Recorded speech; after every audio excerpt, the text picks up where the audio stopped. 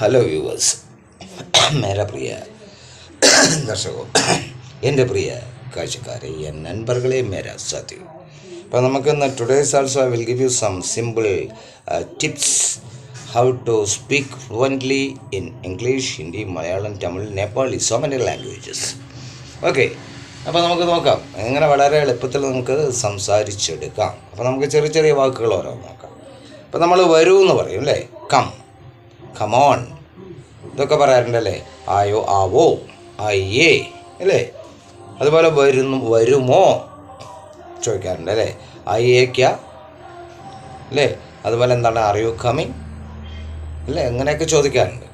അപ്പോൾ നമ്മൾ വരിക എന്ന് തന്നെ തമിഴിൽ തന്നെ പറഞ്ഞല്ലേ, വാങ്ങോ,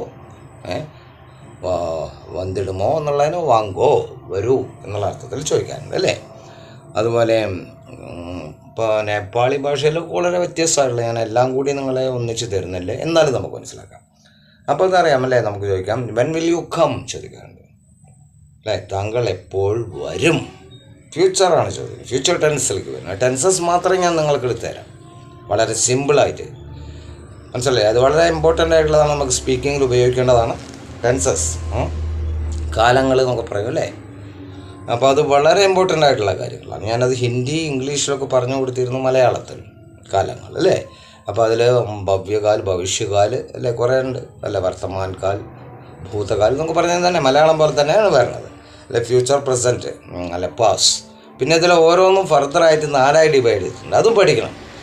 പഠിക്കുക എന്ന് പറഞ്ഞാൽ ഇത് എവിടെ യൂസ് ചെയ്യുന്നു, ഏത് സാഹചര്യത്തിലാണ് ഇത് യൂസ് ചെയ്യുന്നത്, അപ്പോഴാണ് നമുക്കത് ഓരോ ഭാഷയിൽ നമ്മൾ സംസാരിക്കുമ്പോൾ അത് ഉപയോഗിക്കാൻ കഴിയും. So you should have to know about the tenses very carefully, very thoroughly. മനസ്സിലായില്ലേ? എന്നാൽ നിങ്ങൾക്ക് പെട്ടെന്ന് തന്നെ സംസാരിക്കാൻ കഴിയും ഇത് ഉപയോഗിച്ചുകൊണ്ട്. മനസ്സിലായില്ലേ? അപ്പോൾ അങ്ങനെ നമുക്ക് നോക്കാം. അപ്പോൾ ഞാൻ പറഞ്ഞു വരുമെന്ന് പറഞ്ഞു അല്ലേ.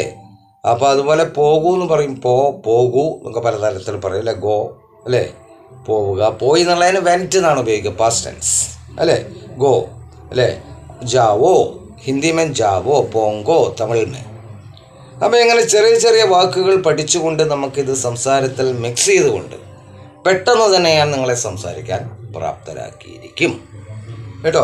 അപ്പോൾ അതുകൊണ്ട് ഞാൻ കൂടുതൽ നീട്ടുന്നില്ല. അപ്പോൾ I am wearing mala, I am a swami. So you can see the mala of the ideal of Shastra Ayyappa.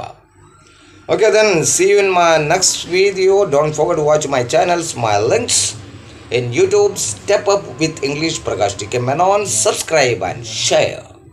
And then Facebook, my link, Step Up with English 108 108. Following and share. Then Instagram, my link, Prakash TK 7 Prakash TK 7. Following and share. Okay, then good night. Shubh Ratri.